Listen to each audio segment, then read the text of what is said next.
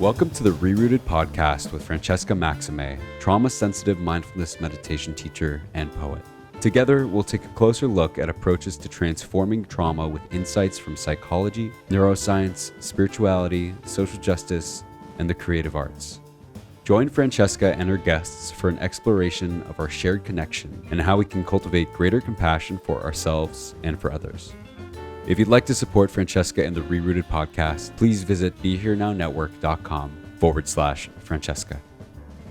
Hi, everybody. I'm Francesca Maximé, and welcome to this week's edition of the ReRooted podcast here on Ram Dass's Be Here Now Network. It is May 6th, 2021, a full year and change since the pandemic here in the United States sort of changed our lives really in so many ways. It also happens to be my birthday today, the day of this recording. And you'll also notice if you're watching on the video that I have a little Band-Aid on my chin because I tripped last week and I have a little gash on my chin. But I am healing, and that's what this podcast is really all about, is healing and all the different kinds of ways that we can have healing and the different things that go into healing, and sometimes the scars that we have left over, but also sometimes what we would call the growth that is consequential to whatever our experiences are. And as I sit here on Untitled land here in Long Island, New York, I am aware of my social location as a cishet, mixed race, Haitian, Dominican, Italian American woman. And I'm also aware of my social and economic privilege around the ideas of being, Ivy League educated and engaged in social work and somatic psychotherapy and things like that enable to afford me a lot of the privileges that I hope to then give back into the world in certain ways, including this podcast. And so, as many of you know, I started this work because I myself was suffering, and I have today as our guest drummer and producer Adam Gust from sunny California in a dark studio right now, who is joining us because of his own personal experience with somatic experiencing, and because frankly he was like a fan of the podcast and resonates with a lot of what a lot of the other guests have said. So Adam, welcome. It's so great to have you here on ReRooted today. Thanks for joining us. Oh, my pleasure. Thank you so much for the invite, Francesca. So let's just get right into it. You said that you have your drum set, you're seated with your drum set. Tell me a little bit about your musical history. Like, you started playing drums when you were a kid, you were traveling all around with different kinds of very famous bands and things like that, and then something happened and you found somatic work. So maybe just start us off at the beginning. Yeah, the beginning would have been in Minnesota. Very cold there, so I learned to play drums because I didn't like being in the snow. I never learned to like skiing or anything like that. All my friends liked it. I hated it. So I kind of found the drums that way. It was something to do. And then I found out I was good at it. And it became a huge part of my life. And I ended up going to North Texas State, the jazz school, and a lot of great musicians there, and moved to LA in 2000.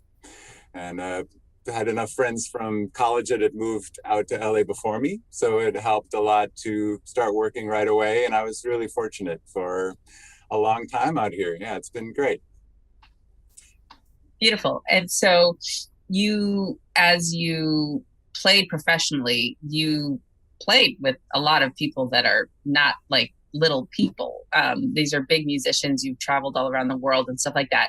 Do you want to do a little name dropping or anything just so we have a context? I guess like names that people would have been familiar with. It's not so much, I haven't played with that kind of artist. I mostly have done TV and film work. I'm kind of most proud of Select Tracks I did for years. They do tons of TV and film work, and I do a lot of recording. I've worked at Capitol and East West and The Village and just studios all over LA, and then of course have my own. But I toured with a band, the Red Elvises, this crazy Russian rockabilly band, and we would tour the world. Now, man, that was a great time for a long time. And but then I decided after 7 years with that, it was around 2010, that it was time to do something else and try to plant more roots in LA. And so, I ended that at that time, really looking for the next big thing for myself. And my career at that point, it felt like it was on this upward trajectory, and I was just anticipating the next big thing. And it seemed like it was going to happen. I started working with a cafe band, Cafe R&B, that I loved, great blues band. And then I got offered this international reunion tour with Wang Chung in 2010, and I was looking forward to that. It paid well. It's going to be fun. But yeah, I had an incident on a gig that really changed all that. Yeah, so let's just maybe slow it down as we do in somatic experiencing and just notice as we're talking about this, if you're noticing any charge or any kinds of activity or sensations or anything that comes up in the body, even as we're just beginning to touch into maybe, recollecting and kind of coming back to this incident, as you put it. Yeah, you're right. I should take a deep breath, check my heart rate variability, try to get some coherence about it. Because yeah, it was very pivotal moment in my life. And especially, I feel, since I did have this expectation, I felt like, I'm leaving this group I'd been in a long time. I have these new opportunities. I really thought it was going to be my year, and yeah, so I was on a gig loading in, as I'd always done. And loading in meaning bringing in your set. Yeah, bring in the drums. Yep. It was actually today, 11 years ago, May 6th. And it was 5:00. We needed to be set up. So it was probably around 4:30. It's bringing drums in. And on the last trip in, somebody had closed the sliding glass door because, save air conditioning or whatever. And I didn't notice it, didn't even see it. And so I walked through the glass door. And it was, so the glass fell on me and cut me open really bad, blood everywhere. It was gory. And the bass player in the band rushed me to the sink and put towels around my arms to keep the skin on my bones. And I went to the emergency room, and I think about 26 stitches. And the doctors were most concerned about a ligament in my left hand that was cut. And if it was holding on by a thread, and if that had been fully cut, then drums would have definitely been out of the picture in a professional sense. Wow. And Adam, as you are telling me this story, again, just noticing what's happening in your body, I'm noticing what's happening in mine. And my stomach is kind of getting a little bit tight, and it's kind of my chest, it's feeling like it's rising a little bit. And I'm just sort of in my own mind's eye playing out what that must have been like, because it was the last thing that you expected to have literally before you is the glass, but also at this point in your career and in your life was certainly something that was unexpected and not part of the plan, as it often is with trauma. Too much, too fast, too soon, a sense of lack of agency, a sense of loss of engagement and control. Yeah, that's what happened. I went from feeling like my whole life was just about to happen to being in bed with both my hands in casts for a few months. And the doctor said to not play for a year because it really is detrimental to your technique as the healing proceeds for a year. Things change a lot, so they don't recommend playing at all. And wow, I couldn't really do that on a personal level, artistic, financial, and I even just noticed how much it affected my social systems, which I didn't understand as much until later. Like, I was so focused on my hands, I didn't really understand how it made me feel in relation to my peers and my friends and my thought. I didn't tell my family. I really had a relationship with my dad at the time that I felt would somehow make right everything he had told me. And I'm kind of, processing that now. Like, okay, right. The most pivotal thing that happened in my life, I didn't tell my family about at the time because I just didn't want to have that conversation. So I really kind of hid it. I tried to kind of hibernate with my hands in the casts and just pretend like it was all going to be okay. Wow. And so just, to reiterate that I'm so sorry that happened to you in the first place, because accidents do happen. And yet at the same time, this is so impactful, quite literally, and shocking, but also to your career, to your life, to your identity. And as you're talking through this, it's sort of interesting because from the somatic perspective, there's all this meaning making that we make. It's going to mean this about me, or I didn't even Yeah. realize that my identity was tied up in this, social aspect of it. Or noticing, just to our listeners to kind of notice like the sense of hiding. Like I feel safer when I'm feeling like I'm actually not as engaged here with my family, because it might land or shift the dynamic in a way that I'm not ready for. And all of that's fine. But from a somatic perspective, when working with people, these are the things that we work with. Mm-hmm. Yeah. I ended up having a 6-year span where I was only treating it with physical therapies. I really felt I do have nerve damage still in my right hand from it. And I actually think that came from a moment 3 weeks into having my hands in casts that I made a decision that I was really too scared to know what would happen afterwards. And I just made a bad decision and decided I was going to have to go to the drugstore and take care of it. And I tried to button my pants, and I pulled my stitches in my hand, and I had to go to the clinic. And I really think, like, it's funny because the left hand was what the doctors were concerned about, this tendon. But that point of pulling the stitches, I think, is really what left me with the damage in my right hand after all. And I'm kind of 11 years later, I'm kind of feeling where these memories live in my nervous system. And somatic experiencing has been such a big deal for me to realize that after all this time. And I'm sensing even now as we're talking, there's some emotion that comes with that, and possibly what we would call in the psychotherapeutic world, like, is there shame or blame or self-blame around, like, I shouldn't have done that? And then the meaning making around, like, can I have self-compassion, and can I give myself space and grace for the fact that, yes, that was something that may or may not have been the wisest choice at the time. And now I am also using it as part of my healing journey around what it is that I can lean into to self-discover and to move forward. Yeah, when you mentioned the foundation of your podcast about this spiritual transformation that can take place from trauma, I really feel that. So it hit the 6-year mark of kind of dealing with, I saw improvement. I was doing acupuncture. I was training with a coach. Tony Bronigal's been a huge mentor to me through that period of time, but just no one involved really addressed this psychological issue. And I guess I even went through some blame, like, why didn't anyone say this to me? Why didn't I think it myself? I mean, it's so obvious to me now. So I hit a point where I didn't want to, it was my birthday in 2016. And I just like, I don't want to do this anymore. I'm not going to make it to my next birthday. I hate playing. I hate everything I'm doing. I'm putting up this facade to try to pretend that everything's great. And I didn't want to do it anymore. So I just left everything that I was doing, all my gigs. I ended up going and visiting my mom, and she recommended that I talk to a therapist, and that changed everything.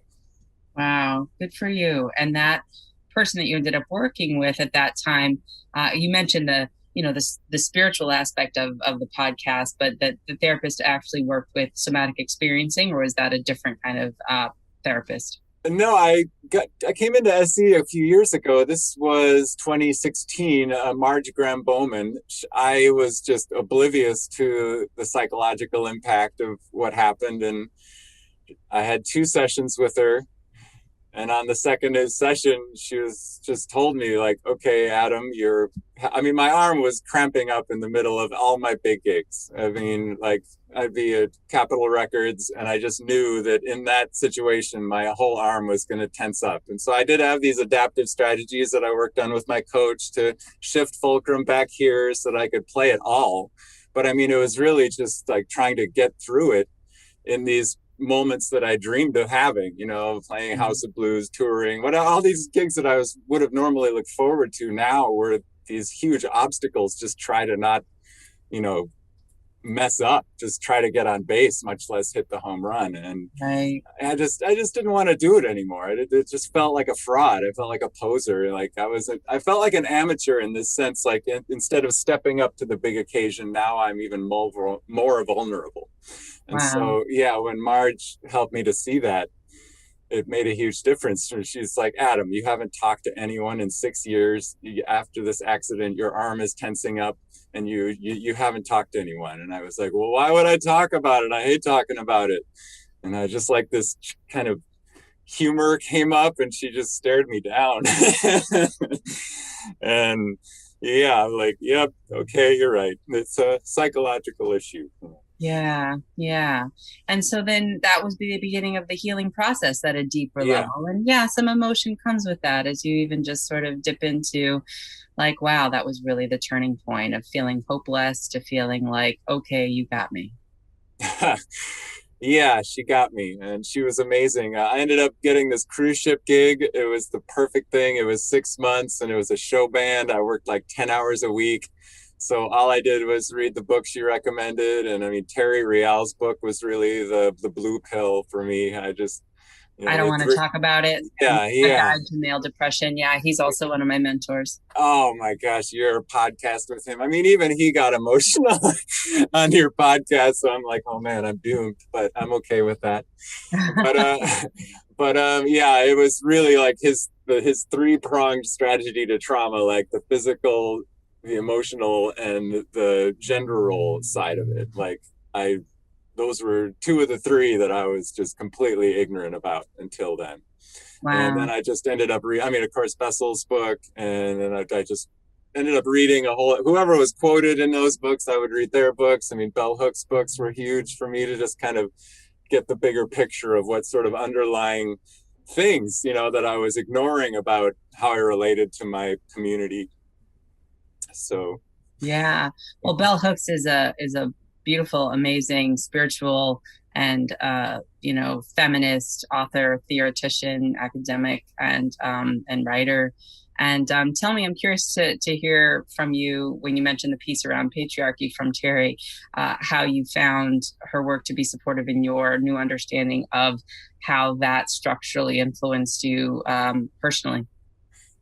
My relationship with my dad, I found a lot of forgiveness for him because I mean, he never hit me, he never was a bad father, but there was just something I always remembered was, you're just like your mother. And it was never a compliment, my mom, I'm super close to. She's an amazing person, but it was always this sense like, you're like this person who is the weaker gender according to patriarchy, and I guess I just always felt this imposter syndrome aligning with the weaker. And so when she it was the will to change, and then feminism is for everybody, and I just really felt like, wow, I think I held this connection with the power of women my whole life, because I did attach with my mother more, but I felt like throughout my career I sort of had this sense of being lesser, and it never occurred to me. I never really was able to contextualize it until I really dove into Terry's and Bell Hooks literature, and that was just really transformative for me, I guess, to understand how these just traditional gender roles that you think in patriarchy it's like raising men up, but I think it raises men up until they fall. And yeah, that's what happened to me. Yeah, I really appreciate your disclosure, your honesty, your capacity to be vulnerable in our conversation even now, and to just really kind of say that, I'm a real human person with a whole range of emotions and experiences. And in patriarchy, I am being grown up or raised up on a ladder that at some point you either are at the top, and if not at the top, then you're falling, and that doesn't have to be that way. There can be a way to get off that ladder, off that rung of hierarchy, and into a place of connective healing, and to use Terry's term, same as, I'm enough and I matter, no better or worse than anyone else. Yeah, and I really love the us consciousness stuff, like boundaries for better connection. I mean, and that has such a social implication, but even rhythmically, when I think about these, the walled, liquid, and porous boundaries, I think the same as playing with musicians, like if somebody has a really strong rhythmic connection with me, that can be the porous boundary. But, if the guitar player is rushing, you kind of have to have this rhythmic walled boundary where, okay, it's important information, but it's not necessarily what I want to allow connect with me. And so I just saw all this connection between therapy and music. And then when I there was a podcast that I listened to, Musician Mindset, and there was a somatic experiencing practitioner, Kate O'Sullivan, and she was talking about somatic experiencing in music, and that struck me really hard. And then it turned out later that it was a podcast of a drummer friend of mine, Dave Johnstone. And then so I told him what I was going through, and he asked me to be on the podcast. And so that was really when I tried to start being more public about it. May 6th of 2010, Marge told me, or 2020, sorry. Marge told me, hey, Adam, it's been 10 years, I really think I want to encourage you to be public about this. You have stage presence, you are in a position that you can kind of be a voice for this, and it would be good for you. And I think she was really encouraging me to be public. So I did my trauma story video on May 6th of 2020, and just decided, okay, I'm going to take 1 year, and I'm just going to put this video out, and whatever even marginally positive response I get from it, I'm going to contact these people and have uncomfortable conversations, and just really kind of get a feel for how the drumming community feels about trauma. Yeah. And it was challenging. Tell me about that. Yeah. And again, slowing down, feeling our feet on the floor, our seat in the chair, as we do when we're in a somatic experiencing session, orienting around the room, making sure that we know that we are here in space and time, that although it either kismet-wise or ironically is May 6th, which not only is your anniversary of the incident, but also my birthday, as I mentioned earlier. Yeah. And it just so randomly happened that we're here having a conversation today. That we're here and that we've made it here, that we're here now, and we're dipping into the other things in our history that have brought us to where we are today in all of our manifestations. So just taking a breath here and allowing our ventral vagal, looking at one another, being able to get into our window of tolerance again, to just say, yeah, we're breathing, we're here. Yeah, it's been amazing, like trying to get a grasp of polyvagal and like really attaching these sensations to what dorsal is and what a sympathetic response is, and seeing how I always use dorsal to kind of cap sympathetic, and but rather increasing that range of resiliency to even possibly use these as tools to manipulate how I play has been huge for me. It just to understand how the nervous system works, rather than trying to cap some energy, but just more to infuse it into how I want to use it as an artist. Oh my God. It's just been incredible to incorporate the tools of SE into my playing. And so, over the last year, I've had a lot of uncomfortable conversations. I made some mistakes. I overstepped what I should have been kind of coming to people with, and I've learned from them, and I apologize to anyone who might be listening who I did that to. But it really, it just one after another, it just became more and more apparent, somebody has to talk about this. I was hoping there would be a community. I was hoping to find somebody to be like, oh, Adam, you need to go and talk to this person. This drummer is talking about this, and you guys, whatever. And all I got was, Adam, it's great what you're doing, and you should go do this. And I was, oh, okay, should I? Well, if I just started a group, would you join it?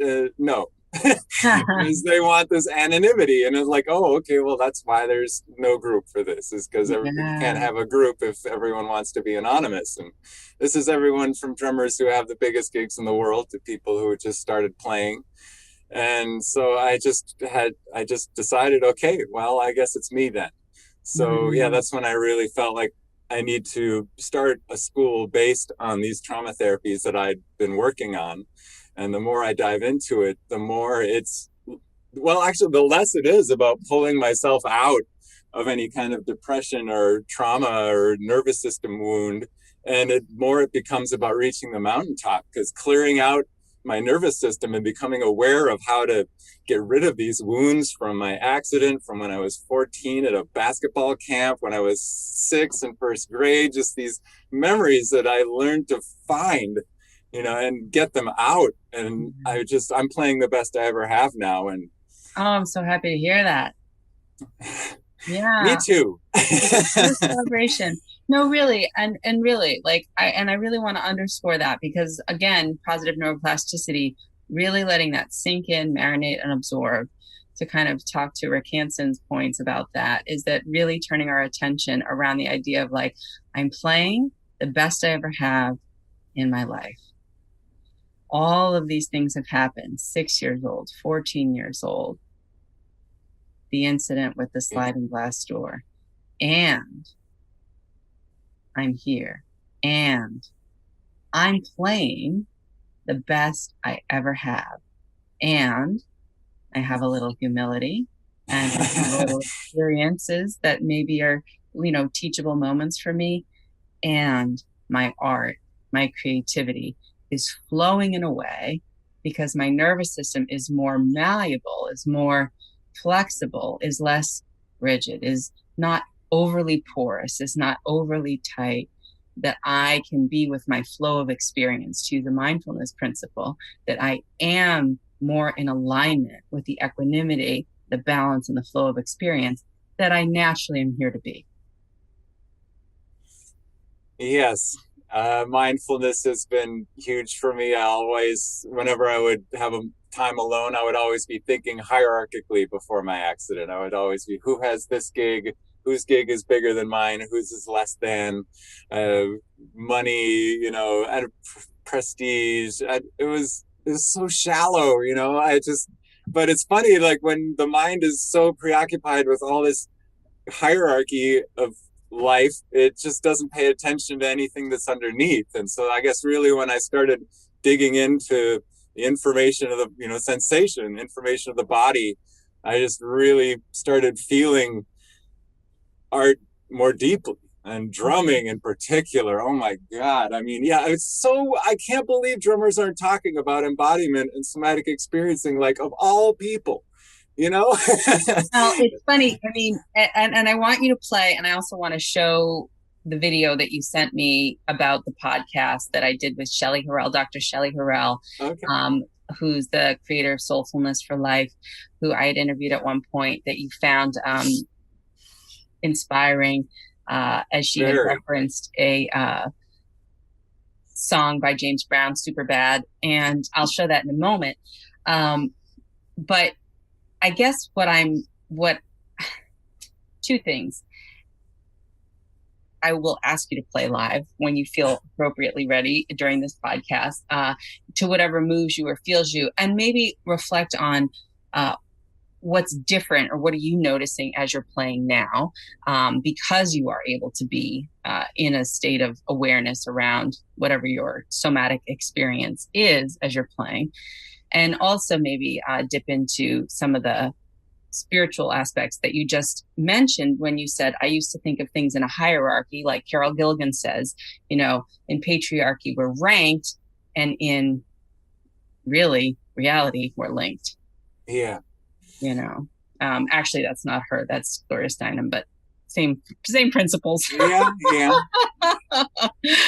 same principles. It's interesting. I've found for this really big connection between these two books. I was looking into growth mindset, and the more I read it, the more I felt wow, this really reminds me of how Terry's talking. It's sort of this fundamental relational side of things in education and therapy that, really strip away this hierarchy of us having this label or what we think of ourselves, and more digging into this possibility of growth, which is what I love that, post-traumatic growth. Let's tell me about how you found Dr. Shelley Harrell's podcast, and that I had done with her, and what inspired you to create the video that we're about to watch. Oh, well, it was you. That's how I found out about Shelley. It was Peter Levine. I was looking up everything by him because I saw the Ray video and realized that if I had spent 5 minutes with Peter, he would have diagnosed what my problem was right away. And I just to think of that 6 years, oh my gosh,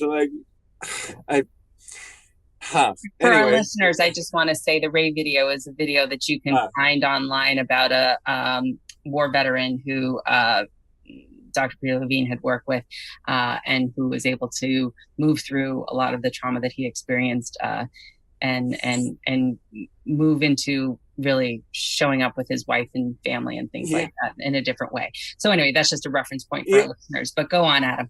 Right.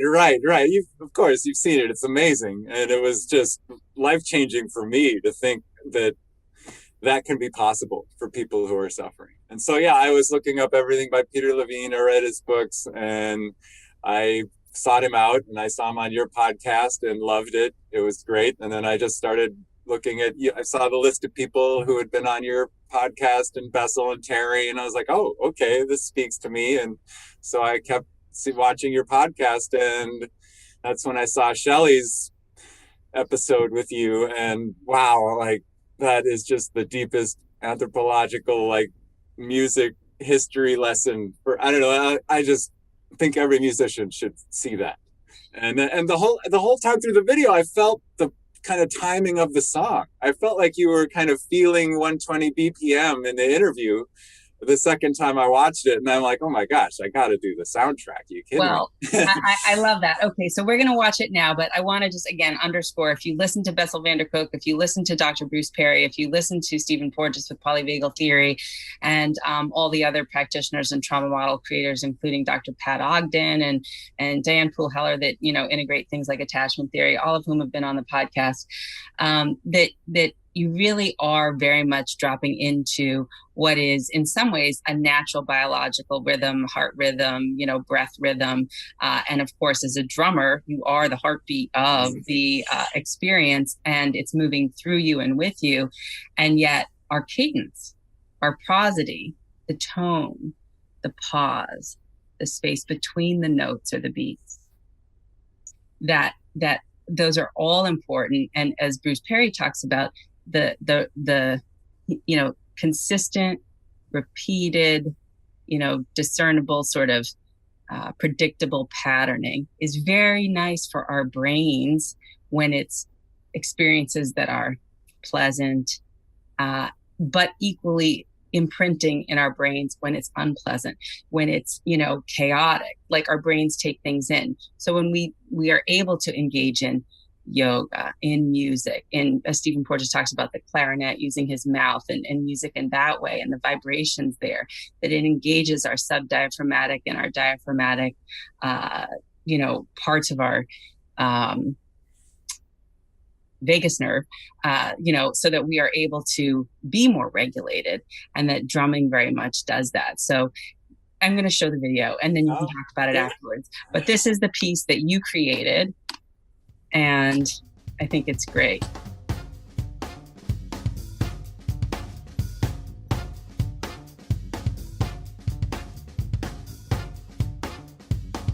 I'm a psychotherapist. I've been practicing for 30 years. And one of the things that I do in my work is integrate music. It's a central piece, to me, of healing. I'll often play I Got Soul, Super Bad by James Brown. So, the lyrics include like, I got something that makes me want to shout, right? Which is really about, I am connected to something deep within me that is compelled into expression. He says, I got something that tells me what it's all about, right? I'm connected to a wisdom, an inner wisdom that kind of tells me what's happening. I got soul, I have an inner aliveness that I can feel, that's palpable.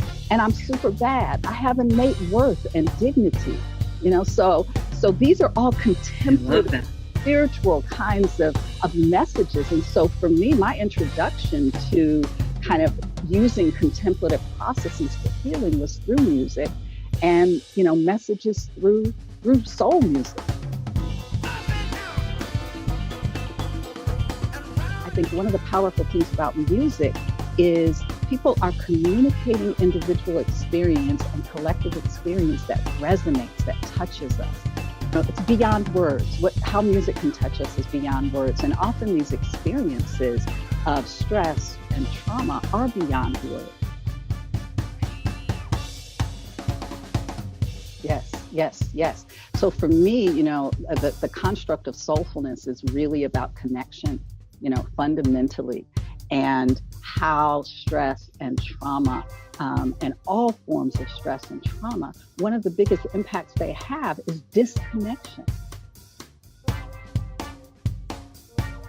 Disconnected from ourselves, from our experiencing, we become disconnected from other people, right? We shut down some of that capacity we have for connection.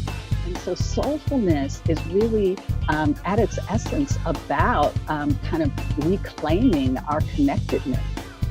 Incredibly deep place within us. Wisdom lives there, and our resources for healing live there. So when we become disconnected from our soul, from our soulfulness, that can be devastating. Knowing ourselves, kind of know yourself, check yourself, and care for yourself. And the check yourself piece includes kind of two parts. One is check on yourself, check in with yourself. And check yourself too. Ice Cube says, check yourself before you wreck yourself. Wreck yourself. So, I just said that the other day to someone. I love that you said that.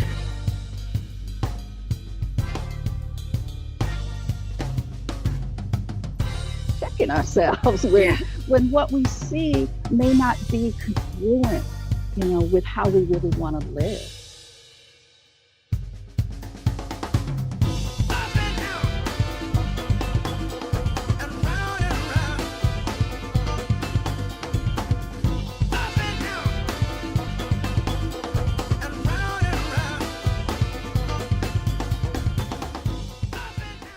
So we just watched a little bit of the recording with Shelley, and you're chuckling. You're saying the rhythm is perfect. Tell me what's going on with you as you're watching this creation that you have. Well, I was hearing the song when she was talking about it, and then I was noticing, particularly the second time I listened through the podcast, that both of you had this tempo that was super bad. So yeah, that's when it occurred to me, man, the song needs to be the soundtrack for this amazing podcast, and anything I can do to perhaps help push this forward to more musicians. I think all musicians should see this podcast. It's amazing. And you two have such a great rapport, and it's just so watchable and deep. And yeah, so that's why I did the soundtrack, just hoping that maybe some friends of mine that I've felt kind of needed to see it might see it, and maybe more people. So. Well, no, I really appreciate it. And I think that what's interesting about what she's saying is there's something about, her brand, for lack of a better word, is soulfulness for life. And, that this is about increasing our access to our soul. And I wonder if after your accident and through the therapy and through the somatic work that you've done, and now you're playing in a different way, you always were a drummer, but now you're playing in a different way. Do you feel as though you perhaps are more in conversation with, or is your soul more available to you? Yes. I wish I could go back to myself the moment before my accident and just give a gift to myself. I'm like Janina Fisher talks about having that compassion for the person you were before your trauma. And yeah, I guess I just really thought a lot about that from hearing Shelley talk. And wow, I wish that I could really explain to myself then how important soulfulness is, more so than who has what gig. And oh gosh, what I realized is that compassion back. I can feel compassion for that person, but really knowing that the person I was, what that person would think of me now. That I don't really care at all if I ever do a world tour with a major artist. I don't care if I ever plan a hit record, And so I consider myself more, I'm using the term non-patriarchal. I've been told to be gender neutral in my drum education I get from powers that be. I've tried to bring this kind of therapy approach to drumming into my teaching, and it's been awkward. It's the only person that it's really resonated with, I have to say thanks, is Stuart Jean at Musicians Institute. He's had me tell my story and talk about how the therapies I've been working on have affected my drumming. And that's been great. And man, the students I'd connected with, that's when I realized, like, wow, this is what I have to do. I find that so fascinating, and we can go back to listening to more of Shelley's podcast, or the cut that you made of it. But what I find that so interesting, because when I talk about systemic oppression or structural oppression around, in particular, one of the main focuses that I've been talking about is anti-Black racism, or racism in general, but any of the isms, ableism, ageism, sexism, obviously, anything that has power and equity centered in the hands of a few, with everyone else being subjugated to the whim of whatever that extractive kind of system may dole unto you, or require or demand of you, at whatever cost to you. And what I hear you saying is that even in drumming, where we think of, or even in music, where we think of things as being, at least I do as a appreciator and former attempted pianist around jazz and things like that, that there is that still cooked in structural, like, this is the way it has to look, this is the way it has to be, these are the things that you have to do, as opposed to what I think of when I think of it, which is more free flowing and improvisational and spontaneous, that the discipline is just the foundation, but that the way that it looks on the outside is not requisite to it being so authentic, and in fact may hamper that. Yeah, I completely believe that. Drum rudiments are still in 2021 believed to be this core fundamental thing that all drummers should learn. And it has nothing to do with the nervous system. Like, I really liked Pam Kramer from Integral Transformative Practice. She had a grace, bringing grace to any action, like being grounded, relaxed, aware, centered, and embodied.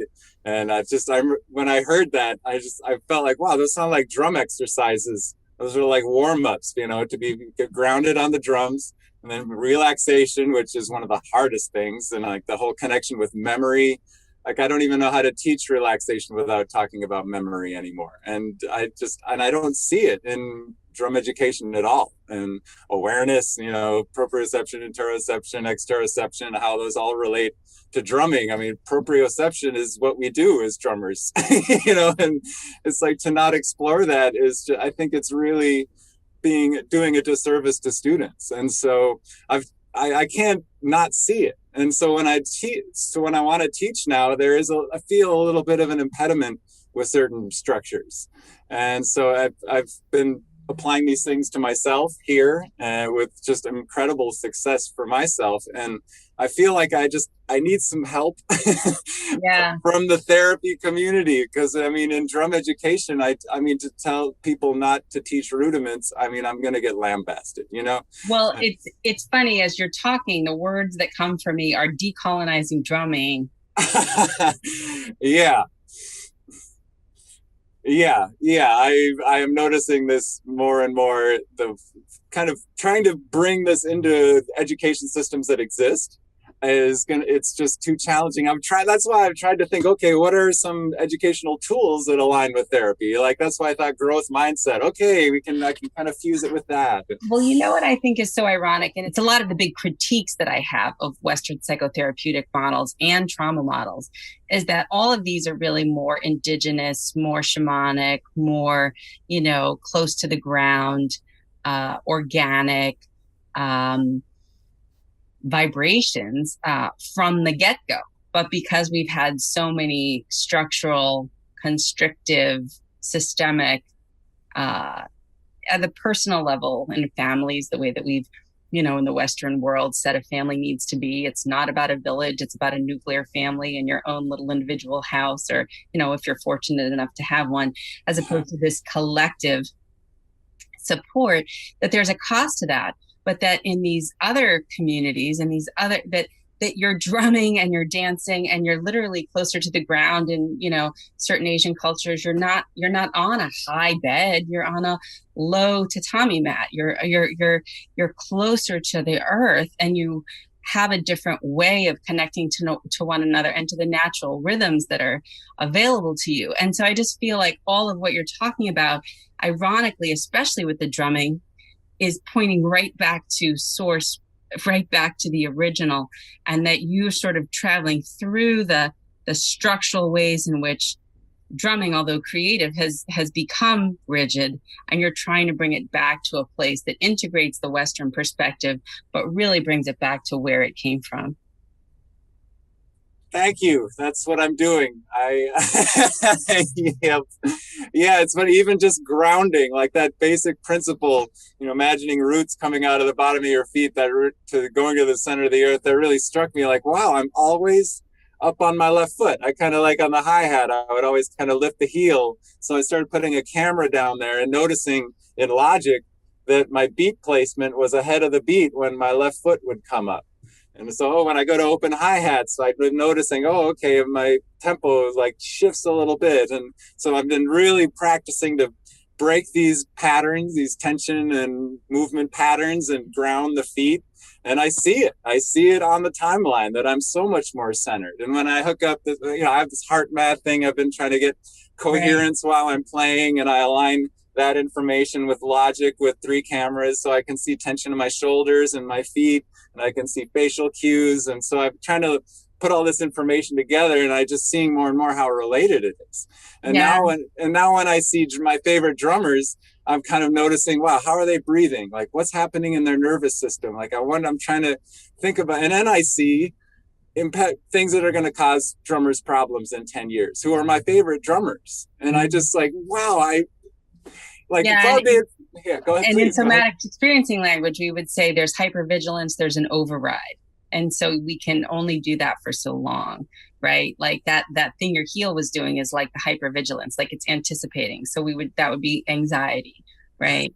That we're always like scanning ahead, looking for threat, trying to anticipate so that we can pre-fill or pre-know the next thing. And all of that is counter to mindfulness, which is just being in the moment and actually feeling it organically from the bottom up. And then this idea of, what does it mean to actually allow yourself to trust that you will know the beat, you will find the beat, you will be there, right? And if your foot was a little bit delayed, it might be more the dorsal vagal engagement around like, oh, it's a little afraid to engage, it's a little afraid to hit the beat, it's a little bit lagging, it doesn't quite know if it should, or, and that there's that piece. And neither one is right or wrong, but the more that we understand where the origins are, we can kind of come back into that tree rootedness that you talked about a minute ago. Yeah, I've been a member of the SE community now for a while. I've kind of masquerading as a therapist in that community and taking the classes that are all the ones that are less than $30. Yeah.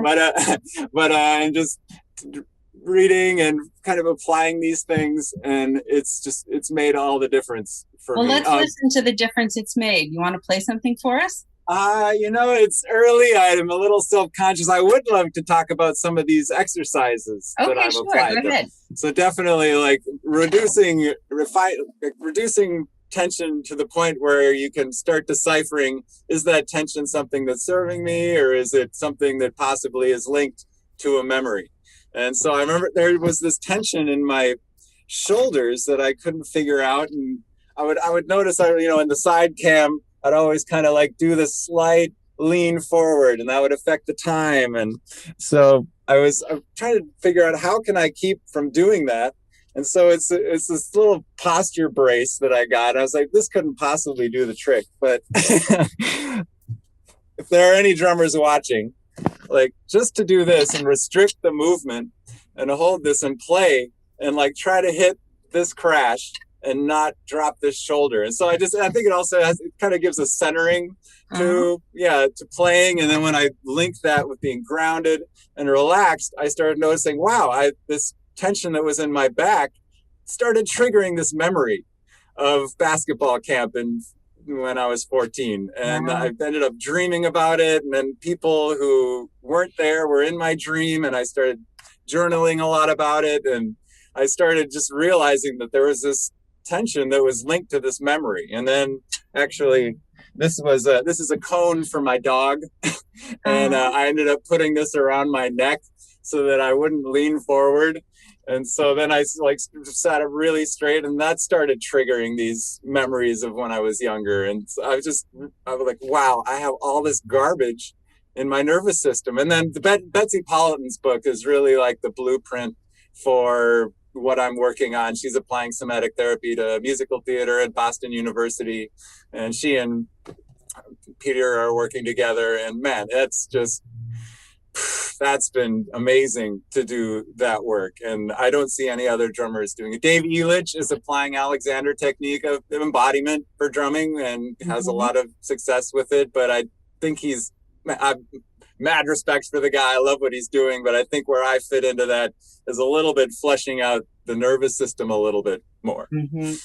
But yeah. And so just like finding ranges of motion that are equal and opposite, and pendulating between difficult passages on the drums and the even ones, and noticing that how that affects my rhythmic regulation, and how that my internal sort of kind of felt sense is affecting my rhythmic regulation, my own internal emotional regulation, and just seeing how connected they all are.